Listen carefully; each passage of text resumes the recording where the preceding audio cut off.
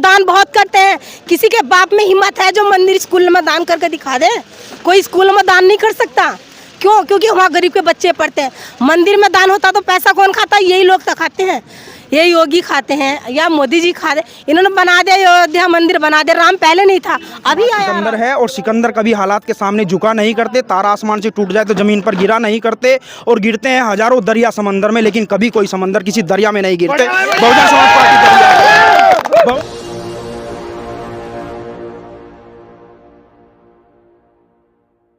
नमस्कार, आप देख रहे हैं एनबी न्यूज़ 24x7 नीलम बोध के साथ। साथियों, आप सबको पता है 2024 के चुनाव है और जिस तरह से राजनीतिक बिगुल बच चुका है वो अपने आप में देखने लायक है। जी हाँ, आज है उत्तर प्रदेश की हम नगीना लोकसभा सीट पे, जहां पर कि आज माननीय आकाश आनंद जी का आगमन हुआ और आज जिस तरह से उन्होंने अपने वक्तव्य में बहुत अच्छी बातें रखी, खासकर बहुत सारे मुद्दों को छुआ, और यहाँ पर हम तमाम बसपा के समर्थक आए हैं, उन्हीं से हम जानने का प्रयास करेंगे। उन्होंने सीधे तौर पर जिस तरह से आकाश आनंद ने चंद्रशेखर पर बिना नाम लिए टारगेट किया और उन पर निशाना साधा, तो हम आम जनता से पूछते हैं कि किस तरह से देखते हैं। भाई जी, नाम क्या है? अरविंद केशरवाल। क्या लग रहा है इस बार परिवर्तन की लहर है, लोगों में जोश और उत्साह है कि मोदी जी को जड़ से उखाड़ फेंकने का संकल्प लेने का काम किया। मोदी जी को जड़ से कैसे उखाड़ोगे? सब लोग, Bahujan Samaj, SC ST OBC minority, हर एक व्यक्ति अपनी नैतिक जिम्मेदारी को समझकर गांव-गांव, गली-गली, मोहल्ले जाने का काम कर रहा है। सब लोगों को जोड़ने का काम कर रहे हैं।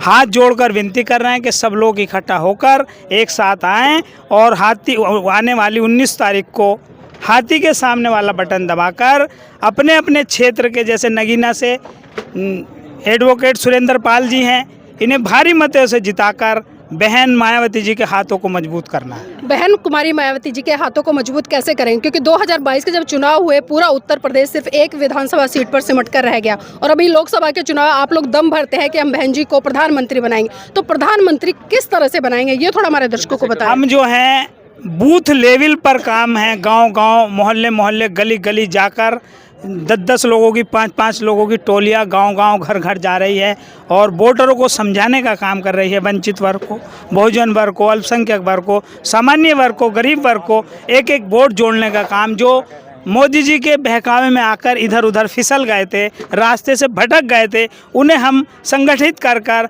बाबा साहब की विचारधारा को लाकर। चंद्रशेखर जी कह रहे हैं कि बसपा कहीं मैदान में नहीं है और आप दमखम कर रहे हो सीट निकालने का। माननीय चंद्रशेखर जी से मैं आह्वान करना चाहता हूं कि यहाँ जो घटनाएं होती हैं, हवाई अखबारों में आकर और वीडियो बनवा कर चले जाते हैं, उस व्यक्ति के कभी घर पर नहीं जाते, उसे कोई समर्थन नहीं देते, किसी तरह का सहयोग नहीं करते, भाषणबाजी करते हैं और चले जाते हैं। तो क्या लगता है भाषणबाजी करने से वो चुनाव नहीं जीतेंगे? नहीं जीतेंगे, जमीन पर कहीं नहीं है, हवाई हैं, लोगों से गुहार लगा रहे हैं कि मुझे एक सीट दे दो और ये सीट दे दो। जब कहीं से कोई बात नहीं बनी तो अब दूसरे लोगों ने बैकडोर से उन्हें फाइनेंस करने का काम किया है ताकि बसपा की सीट को कमज़ोर किया जा सके। जी, चलिए, इसी कड़ी में हमारे साथ में महिलाएं भी हैं, उनसे भी जानने का प्रयास करेंगे। खासकर लोकसभा के चुनाव है, किस तरह का प्रधानमंत्री चाहते हैं? मायावती बहन जी को। मायावती जी ही क्यों?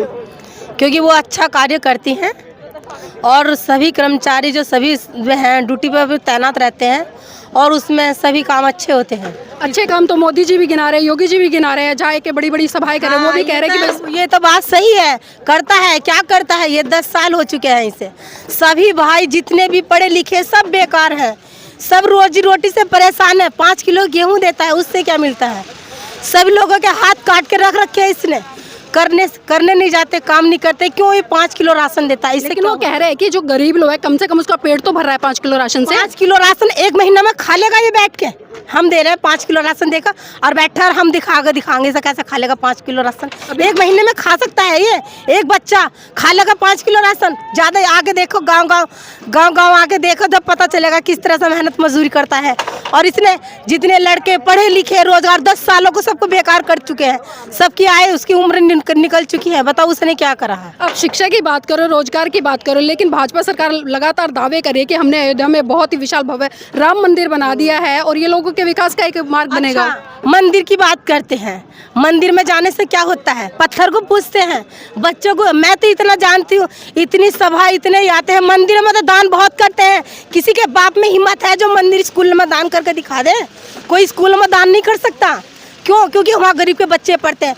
मंदिर में दान होता तो पैसा कौन खाता? यही लोग तो खाते हैं, ये योगी खाते हैं या मोदी जी खाते। इन्होंने बना दिया अयोध्या मंदिर, बना दिया। राम पहले नहीं था, अभी आया राम, पहले नहीं था क्या? तो मतलब राम मंदिर कोई मुद्दा नहीं है चुनाव में? नहीं, चुनाव में है क्यों नहीं बताओ? इतने आप लोगों के लिए मुद्दा नहीं है? हाँ, नहीं है क्यों? मेरी बात सुनो, करोड़ों से रुपए समेटा है इसने। अभी 22 तारीख को करोड़ से 22 जनवरी को करोड़ से रुपया आया था। क्या इतना ही जितना इन्होंने मतलब जो नेता है या जो भी है इन्होंने पैसा दिया है? मैं चाहती हूँ क्या इसने इनको बस कभी गरीब गुर्गों को देखा है? कभी नहीं देख पा सकते। तो वोट किसको दे रहे हैं? हम जो बहन जी को ही वोट देंगे। बहन जी को देंगे। माता जी भी हैं और उनसे भी जानने का प्रयास करूंगी। माता जी नाम क्या है? लीलो। लीलो माता जी, इस बार वोट किसको दे रहे हैं? बहन माता मायावती को। बहन कुमारी मायावती को। उन्हीं को वोट क्यों दे रहे हैं? और भी तो तमाम नेता आपके बीच में आ रहे हैं, चंद्रशेखर आ रहे हैं, गठबंधन से आ रहे हैं, बहुत दिनों से देखते आ रहे हैं। हम मायावती को वोट दे रहे हैं, फूल पर जा रहा है। बताओ ये क्या कारण है? जब इसे 10 साल हो गए कर तो हो वो प्रधानी, तो इन्हें कुछ करके नहीं दिखाया। अब बस ये 4 किलो राशन मिल जा, वो 4 किलो में भी कमी मिलो। बताओ जी, तो वोट मायावती को। हम वो वोट मायावती को देंगे। जी, आप किसको वोट दे रहे हैं इस बार? हम मायावती को वोट देंगे। मुद्दों पे वोट देंगे या बस भावनाएं हैं आप लोगों की? भावना नहीं, हमारा तो पहले से ही मायावती पर जाता है और मायावती पे जाएगा। अब ये जो फूल वाली पार्टी है, हमने अपने बच्चे मजदूरी कर कर पाल ले। अब हमारे बच्चे खाना खराब फिर रहे हैं। किसी को बीटेक कराया मजदूरी कर करके, किसी को बीएससी कराई, किसी को एमएससी कराई, और बच्चे हमारे खाना खराब फिर रहा है। तो हमें क्या फायदा बताओ? और वोट तो डालना है, हम अपना हाथी पर जा रहा है फूल पर। ये क्या कारण है? उस कारण को क्यों नहीं पकड़ते लोग? ये बताइएगा आप। तो देखिए, कहीं ना कहीं लोगों की एक आवाज़ है और ये आवाज़ हर चुनाव में उठती है कि हम वोट डालते हैं हाथी को और वोट कहीं ना कहीं हमारा भाजपा को चला जाता है। यहाँ पर कुछ यूथ साथी हैं, उनसे भी जुड़ेंगे और जानने का प्रयास करेंगे कि आज का जो यूथ है राजनीति को किस तरह से देख। भाई जी नाम क्या है? गौतम राठौर। गौतम राठौर जी, आज की जो राजनीति है किस तरह से देख रहे हैं इसको? मुद्दों के आधार पर, जाति के आधार पर या धर्म के आधार पर? बीजेपी ने तो धर्म के आधार पर बना रखी है, पर हमें राजनीति हमेशा मुद्दों पर चलनी चाहिए। मैं स्टूडेंट हूँ और ये 2021 से वैकेंसियाँ निकाल रहे हैं। यूपी पुलिस की वैकेंसी आएगी, हम बैठे पढ़ रहे हैं, दबा के पढ़ रहे हैं, और लास्ट में आती है 24 में एग्ज़ाम लेते हैं, वो भी लीक हो जाता है। 2024 सुना है मैंने लीक वर्ष है, ये लीक वर्ष बना दिया बीजेपी ने। बोर्ड एग्ज़ाम तक लीक हो गए मैम, इसमें सारे एग्ज़ाम लीक हो रहे हैं। कोई एग्ज़ाम ऐसा नहीं जो पूरा करा लें। हम 3 साल 4 साल एक एग्ज़ाम की तैयारी कर रहे हैं, ये लीक कर दे रहे हैं। हम कहाँ जाएं? हम रोज़गार के लिए कहाँ मांगें? 8 घंटे के लिए 8,000 रुपये मिलते हैं, प्राइवेट में क्या अपना पेट पालें? इतनी महंगाई। अगर हम ड्यूटी भी करते हैं, गाड़ी लेकर जाते हैं, तो 100 रुपये तेल लग जाता है, डेली 3,000 रुपये तेल लग रहा है हमारा मेहनती का। लेकिन हम देखते हैं कि जब चुनाव आते हैं, क्योंकि आम जनता अभी बात कर रही थी कि जब चुनाव आते हैं पेट्रोल भी सस्ता हो जाता है, डीजल भी सस्ता हो जाता है और कई जो संसाधन चाहे गैस और सिलेंडर वो सस्ते हो जाते हैं। तो क्या लगता है खाली चुनावी जुमला होता है या फिर? ये सिर्फ चुनावी जुमला ही है और कुछ नहीं है। और मैम इनकी राजनीति पर क्या होती है? ये कहते हैं कि मोदी जी कहते हैं एक काम करो, आप ना 10 रुपये महंगा करो और बाद में मैं भाषण दूंगा 5 रुपये सस्ता कर दूंगा। जो चीज़ मेरी 10 में है वो 20 में करा के और सस्ती करा देंगे। मैंने सस्ती कर दी 15 की, फिर भी 5 रुपये का बढ़ा दिया इन्होंने। ऊपर से बढ़वाते हैं, बाद में 1 रुपये कम करके दिखाते हैं। जब 2014 से पहले 60 रुपये तेल था, तब भी 13 रुपये बैरल तेल था कच्चा तेल, और आज 57 रुपये तेल, आज 20 रुपये बैरल तेल है कच्चा तेल। तो मैम कहाँ रेट बढ़ा तेल का? कच्चे तेल का रेट नहीं बढ़ रहा, पर हमारा जो पेट्रोल डीजल है, फिल्टर वगैरह, इसका इतना रेट बढ़ रहा है। तो आप बसपा की तरफ जा रहे हो? जी। तो क्या लग रहा है बसपा ये सीट जीत रही हाँ, है? ये पूर्ण तरीके से जीत रही है। किस तरह से जीत रही है? सारे जनार्दन मायावती जी के साथ है और था और रहेगा। लेकिन देख रहे हैं कि जो चंद्रशेखर आजाद है उसकी रैलियां काफी बड़ी बड़ी दिखाई दे रही है और काफी भीड़ है। काफ़ी भीड़ तो एक नाबालिग है। और मैडम हमारा देश ऐसा अगर बुलडोजर चला तो अभी बिना काम के उनका कोई काम नहीं है, 10 आदमी खड़े हो जाएंगे। कोई भी रैली निकलेगी तो देखने आते हैं, घूमने जाते हैं, पर सबको पता है कि वोट हाथी पे जाना है। जी बाबूजी, आप क्या कह रहे थे? हम क्या कहें बताओ? तो आप कह रहे थे कि जिनका वोट भी नहीं है वो भी साथ खड़े हैं। भीड़ करने के लिए, भीड़ उन लोगों की है जिनका वोट भी नहीं है, केवल चंद्रशेखर देखने जाते हैं, वो बच्चे समान जिनका वोट भी नहीं है। मतलब वोट नहीं है। हाँ जी, चलिए यूथ भी है, उनसे भी जानेंगे। भाई जी क्या नाम है? मेरा नाम है कि सिद्धार्थ। आस्तान जी, अच्छा ये बताइए जो आज की राजनीति है खासकर किस तरह से देख रहे हैं इसको? देखिए आजकल की जो राजनीति है वो राजनीति न्याय, रोजगार, बेरोजगारी समाप्त हो, देश में शांति का माहौल हो, अत्याचार कम हो, लोगों का शोषण ना हो, लोगों को प्रताड़ित ना किया जाए, उनको मतलब कुल मिला के न्याय मिले और सबका मान सम्मान हो, हर जाति धर्म समुदाय के लोग। तो क्या लग रहा है इस तरह की राजनीति हो रही है आज? इस तरह की राजनीति पूरा देश के लोग गवाह है कि बहन जी के अलावा इस तरह की राजनीति कोई कर ही नहीं सकता है।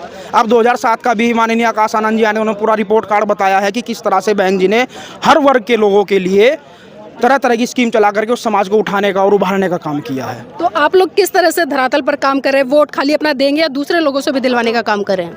देखिए, मैं आपको बताना चाहता हूं कि इस बार हर जाति धर्म समुदाय के लोग सिर्फ और सिर्फ हाथी की सवारी करना पसंद कर रहे हैं, क्योंकि वो जान गए हैं कि इस देश के अंदर अगर इस देश को बचाना, इस देश की महिलाओं को बचाना, इस देश के बच्चों का भविष्य अगर उज्जवल बनाना है तो बहन जी के अलावा वो कोई नहीं कर सकता। इसलिए भारी संख्या में लोग जो है बहन जी को समर्थन कर रहे हैं इस देश में। इस तरह की बातें हर चुनाव में होती है, लेकिन जब परिणाम आता है तो परिणाम कुछ और ही होता है। नहीं, इस तरह की बातें बहन जी ने किए वादे तो उन्होंने 2007 में सरकार बनी पूरे किए, उसके बाद तो सरकार में नहीं आए।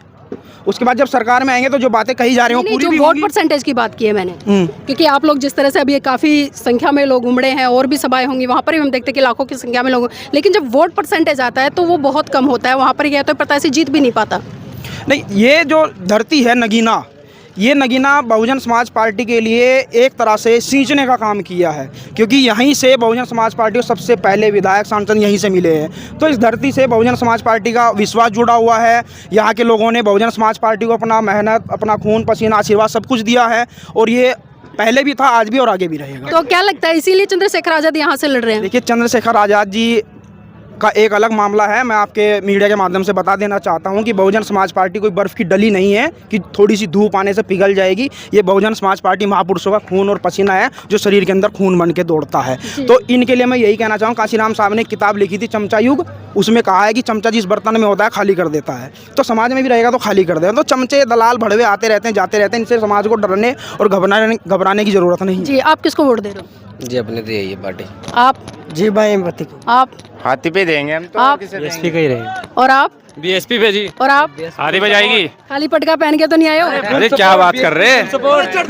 छाती पे बोल लगेगी, हाथी पे चढ़ दुश्मन की छाती पे बोल लगेगी, हाथी पे चढ़ दुश्मन की छाती पे बोल लगेगी, हाथी पे वोट फॉर बीएसपी। तो देखिए, चढ़ दुश्मन की छाती पे और मोहर लगेगी हाथी पे। और खासकर ये नगीना है, और नगीना जिस अंगूठी में गढ़ दिया जाए उसकी शोभा बढ़ा देता है। अब देखना है कि नगीना विधान जो लोकसभा सीट है वो किसके पाले में जाती है। बसपा जिस तरह से दमदारी भर रही है, और बसपा के जो युवा कार्यकर्ता यहाँ पर है पूरे जोर शोर से कह रहे हैं कि इस बार ये सीट बसपा को जाएगी, क्योंकि पिछली बार भी ये सीट बसपा के खाते में थी। जी, कुछ कह रहे थे भाई जी? मैं सिर्फ ये कहना चाहता हूँ कि बहुजन समाज सिकंदर है, और सिकंदर कभी हालात के सामने झुका नहीं करते। तारा आसमान से टूट जाए तो ज़मीन पर गिरा नहीं करते, और गिरते हैं हजारों दरिया समंदर में, लेकिन कभी कोई समंदर किसी दरिया में नहीं गिरते। बहुजन समाज पार्टी दरिया है, बहुजन समाज पार्टी समुंदर है, और समुंदर में दरिया गिरते हैं तो ऐसे ये दरिया आते रहते हैं, बहते रहते हैं, नाले सब बंद हो जाते हैं, नदी कभी नहीं रुकती है, तो समंदर है जी।